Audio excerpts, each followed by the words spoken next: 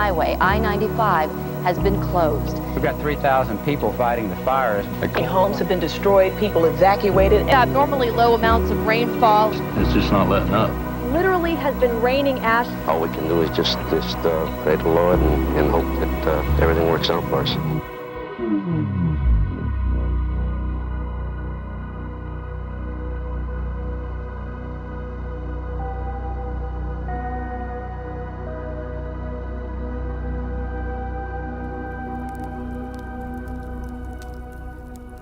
This is a cycle of world renewal. I don't imagine our species would have survived much without controlled use of fire. Fire was part of the ecological systems that native peoples understood required disturbance and required renewal or rebirth. So keying into ecological cycles in which, death follows life, fire has a role to play in that, and I think native peoples understood that. So we think that initially it was a fire climax community, and it had been maintained that way for centuries by natural fire and also by the Native Americans, who also deliberately lit fires. A great deal of the habitat was covered in this vast forest of longleaf pine, wiregrass, and then hundreds of other species in the understory. They have a whole ecology and way of reproducing that enables them to survive fire. They drop these great big pine cones, and the pine cones don't open until they're burned. Those seeds will only germinate if they're in pretty much full sunlight. So basically, by burning and thinning the forest, it enables those pine seeds to germinate. Historically, there was about 90 million acres of longleaf pine habitat that ranged from southern Virginia, central Florida, and then west into Texas. There's a ton of different kinds of plants that are growing underneath those longleaf pine trees. Lots of different kinds of wildflowers, lots of different kinds of grasses. If you exclude fire, the oak trees and the hickory and the sweet gum are going to grow. They're going to put shade on the ground. They're going to shade out those grasses and those wildflowers. And that, unfortunately, is what happened when the Forest Service implemented the Smokey the Bear campaign. A forest is sure a lot of things. Yes, but let a little fire get started. Catch on, destroy, and your forest is nothing. Nothing for any. We're all familiar with Smokey the Bear. And for many, many years, the US Forest Service, the Federal Forest Service, promoted the idea that be careful with fire because if you set the forest alight, you'll kill all the trees. And so I think that did set up an atmosphere of fire is bad, we should all oppose fire. They wanted to exclude all fire from the landscape. Then in 1997, we had a ton of rain. All of that rain produced a lot of plant growth, and it was immediately followed by a severe drought. So all that new, tender plant growth shriveled up and died. For decades, there'd been fuel building up in the forests, pine straw, twigs, limbs, branches, and all of that stuff was primed to burn in the summer of 1998. The firestorm of 1998 that we had here in the state of Florida, where about 500,000 acres were on fire in our natural areas, and about 10,000 firefighters from around the nation responded to assist with suppressing those wildfires. Entire communities, entire counties were evacuated during the firestorm.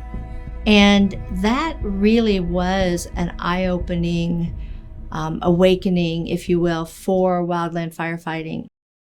Then we kind of moved into Smokey Bear's campaign, changing from only you can prevent forest fires to only you can prevent wildfires.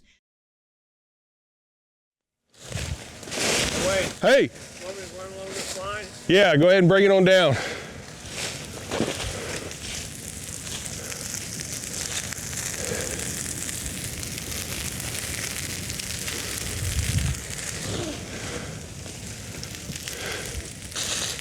Transport winds northwest at 9. Good dispersion today. Winds tonight are light and variable.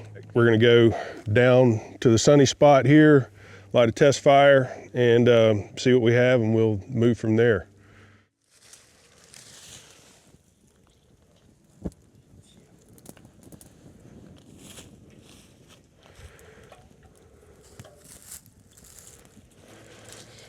This is a drip torch. In particular, this is a Panama style drip torch. So it uses a mixture of 4 parts diesel, 1 part gasoline. There's a wick material in the spoon that absorbs some fuel that maintains the flame, and then just tip it over and pour fuel across the wick and ignite the fuel on the ground.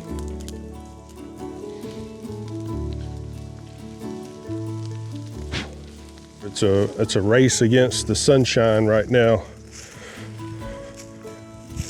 Fuel temperature is so critical in fire behavior. So when you have direct sunlight on a leaf surface, the difference in that leaf surface in the sun and the shade is so dramatic that it really helps drive fire behavior. You know, this is a form of practicing a suppression technique. When we're using prescribed fire, you know, we're using our knowledge of air movement, fire behavior, to manipulate fire behavior to achieve objectives.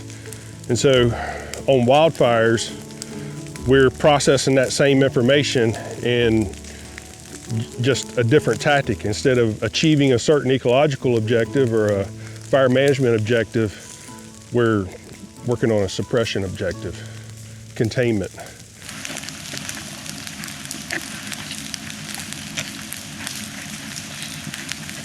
Try not to close the door in case there's a critter in there that needs a way out.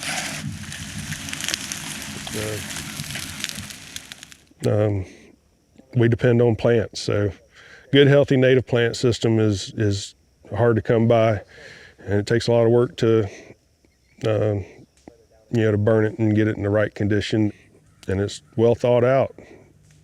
Keep burning. That's what was done historically.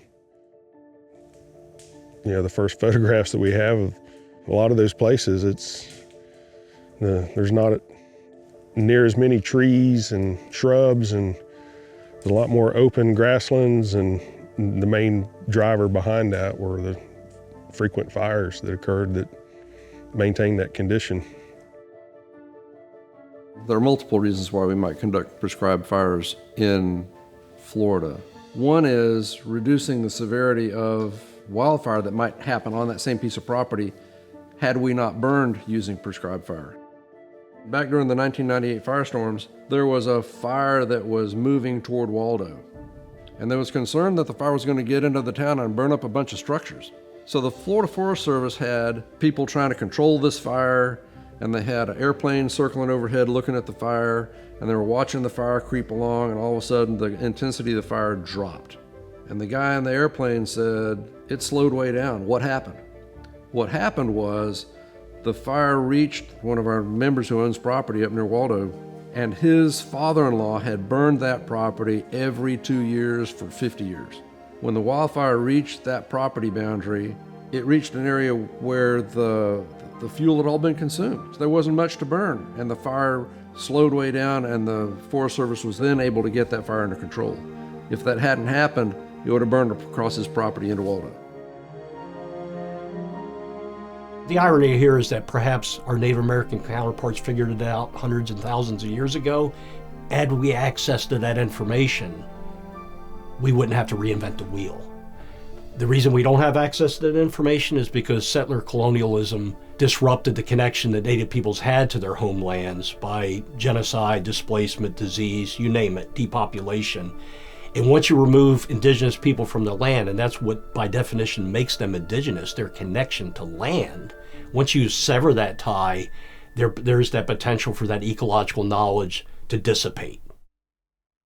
And by taking away the prescribed burning that Native peoples did and suppressing those activities, and results in the buildup of fuel loads that when they do set a fire, they're pretty damn devastating, right? They can wipe out, entire counties in California pretty quickly.